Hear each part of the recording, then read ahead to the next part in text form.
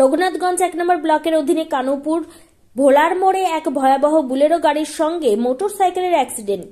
মোটরসাইকেলে দুজন বসেছিল, তার মধ্যে একজন গুরুতর আহত অবস্থায় জঙ্গিপুর মহকুমা হাসপাতালে ভর্তি করা হলে তাকে সঙ্গে সঙ্গে বহরমপুর মেডিকেল কলেজে রেফার করে দেওয়া হয়। ঘটনাস্থল থেকে বুলেরো গাড়িটি অ্যাক্সিডেন্ট করেই পালিয়ে যায়। খবর পেয়ে রঘুনাথগঞ্জ থানার পুলিশ তড়িঘড়ি গাড়িটিকে ধরার জন্য চেষ্টা করছেন। জঙ্গিপুর থেকে তরিকুল শেখের রিপোর্ট, জঙ্গিপুর টিভি। দুজন একসঙ্গে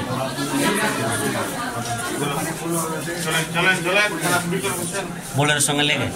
বোলেরোটা কোথায় যাচ্ছিল? কানুপুরের দিকে যাচ্ছিল। পুলিশের গাড়ি? ওটা পুলিশের গাড়ি নয়। আর গাড়িটা থামলো না, পালিয়ে গেল। নাম্বার সাদা বোলেরো।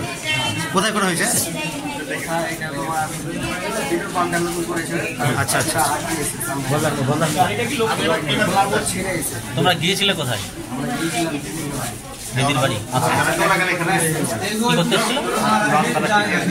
গাড়ি ঠিক করতে, আধার কার্ড করতে আসছিল। দিয়ে তখন নাম কি? তোমার নাম? তোমার নাম? তোমার কিছু হয়নি? বাড়ি কোথায়? বাড়ি কোথায়? হ্যাঁ, ওর বাড়ি কোথায়? তোমার কি এটা? আধার কার্ড কার্ড করতে গেছি। আধার কার্ড কার্ড করতে গেছি।